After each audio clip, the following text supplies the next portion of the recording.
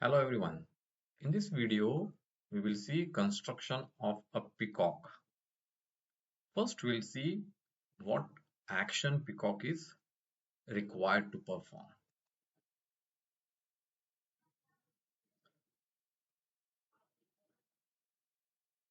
So peacock lifts its feathers, opens its fan, then closes the fan and the feathers are down.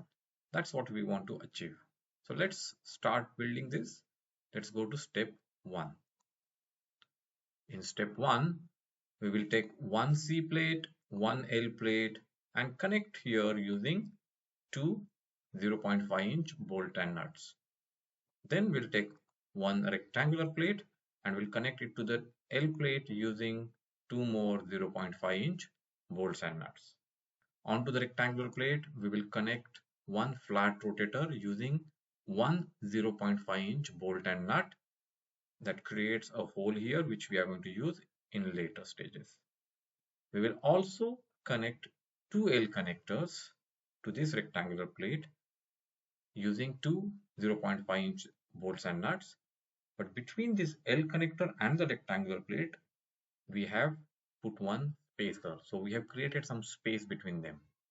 Similarly, on this side, we'll take one C plate, one L plate, we'll connect it using two 0.5-inch bolts and nuts here. Then we'll take one rectangular plate, connect it using two 0.5-inch bolts and nuts here. Then we'll create one hole using a flat rotator and one 0.5-inch bolt and nut.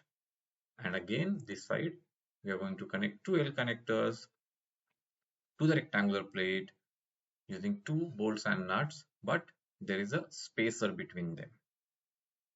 This is step 1. Let's go to step 2. In step 2, we are going to connect those two assemblies which we created using one square plate and four 0.5-inch bolts and nuts. And it is connected to the L connectors which were there. This we'll call as assembly A. We'll go to step 3. In step 3, we'll take one square plate and connect a DC motor using its screws in a slanted fashion.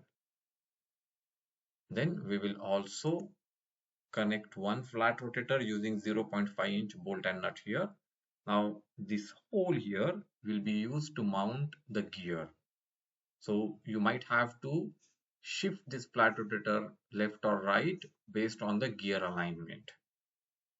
We will also connect one more flat rotator using L connector to this square plate like this. This flat rotator is connected to the L connector here, this side, and this L connector is connected to the square plate using this nut bolt. Similarly, one more such assembly is connected here.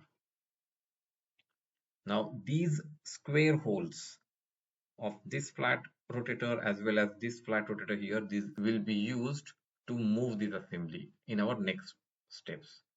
Now in this step, we will mount the medium gears.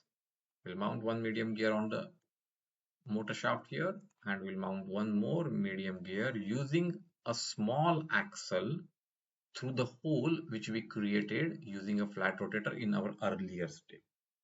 Now we are putting one shaft lock from behind and that we'll call as assembly B. Let's move to next step. In this step, we'll use two single bars and one flat rotator to create the feathers of the peacock. And this flat rotator is connected using two 0.5-inch bolts and nuts here. Similarly here, two single bars connected using one flat rotator and two 0.5-inch bolts and nuts. We'll call this as assembly C. And now in next step, we'll take assembly B and assembly C and we'll mount these assembly C's one onto this axle here and lock it using a shaft lock, another one onto the motor shaft here and lock it using a shaft lock. Now care must be taken so that these are kind of a mirror images of each other, and this entire we will call as assembly D. Let's move on to next step. In this step, we are creating the face of the peacock. And for that, we'll use one C plate and we'll use two square plates.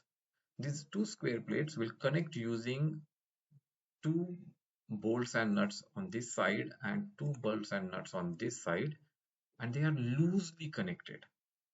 And then finally, we will use one 1-inch bolt and connect these two square plates using that bolt and connect a nut on that tightly. We'll also use one flat connector and connect it to the C plate using one 0.5-inch bolt and nut. This we'll call assembly E. Let's move on to the next step. We'll take assembly A and assembly E and we'll connect them together using two 1-inch bolts and nuts. So assembly E is connected to the square plate of assembly A here using two 1-inch bolts and nuts. We'll move ahead. Now we will take one long axle and we will pass it through the circular hole of the flat rotator here. And on the outer side, we'll put one shaft lock. Inner side, first we'll put one spacer. Then we will mount the assembly D. And now you can see the shaft or the axle is going through the square holes of these flat rotators.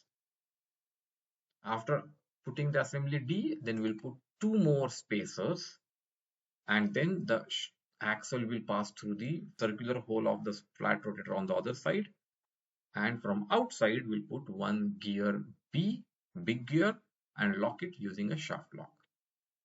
In our next step, we are going to connect one DC motor with the motor shaft at this place, and then on the motor shaft we'll put one spacer, one small gear, and lock it using the shaft lock. Now this small gear and this big gear, they should mesh with each other properly. So you might need to do some little bit of adjustment of the motor or the flat rotator on this rectangular plate to ensure that these two gears mesh properly. And that completes our peacock.